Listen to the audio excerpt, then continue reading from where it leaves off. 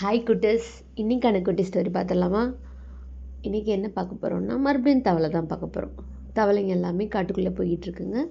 ஒரு 3 தவளை மட்டும் வழுக்கி ஒரு கிணத்துக்குள்ளே விழுந்துருச்சு. அச்சோ விழுந்துட்டிங்களே அப்படின்னு மித்த தவளைங்கள்லாம் சொல்ல, மித்த ஒரு 10 தவளையாக சேர்ந்து போனப்போ 3 தவளை உள்ளே விழுந்துருச்சு.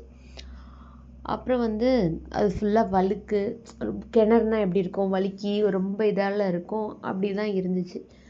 3 தவளையில் 3 பேரும் மேலே ஏறி போயிடுவோம் அப்படின்ற மாதிரி பிளான் பண்ணி ஏறிக்கிட்டு இருக்காங்க. ஏறிக்கிட்டு இருக்கும்போது பொத்துன்னு விழுந்துருச்சுங்க. விழுந்தோடனே அவ்வளோதான். ஒரு மேலே உள்ள தவளைங்களாம் என்ன சொல்லுதுங்க, அவ்வளோதான், உங்களோட லைஃப் முடிஞ்சிருச்சு, இதுக்குள்ளே தான் நீங்கள் இருக்கணும், வேறு வழியே இல்லை அப்படின்னு சொல்லிக்கிட்டு இருந்துச்சுங்க. அப்புறம் மறுபடியும் ட்ரை பண்ணுச்சுங்க. அந்த 3 தவளைங்களும் கொஞ்சம் தூரம் ஏறும்போது அதுங்களால டயர்ட் ஆயிடுச்சு, சாப்பிடல இல்லையா, அதனால டயர்ட் ஆயிடுச்சு.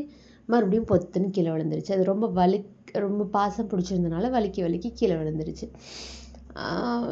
அதுக்கப்புறம் மறுபடியும் ட்ரை பண்ணுதுங்க. ட்ரை பண்ணும்போது 2 இது ட்ரை பண்ணவே இல்லை. ஒரே ஒரு இது மட்டும் ட்ரை பண்ணி பொத்துன்னு விழுந்து மறுபடியும் ட்ரை பண்ணி மறுபடியும் மேலே வந்துருச்சு.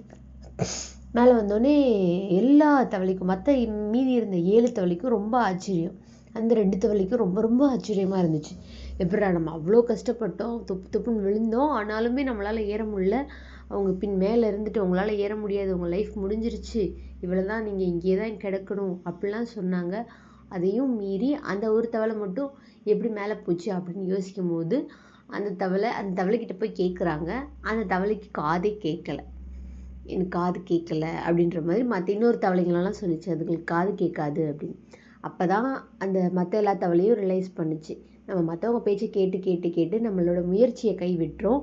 நம்ம முயற்சியை எப்போ நம்ம மேலே நம்ம கான்ஃபிடென்ட்டாக நம்ம முன்னேறி போகிறோமோ அப்போ தான் ஒரு இலக்கை நம்மளால் அடைய முடியும் அப்படின்றத இந்த கதையிலேருந்து நம்ம தெரிஞ்சுக்கிறோம். This is the moral of the story.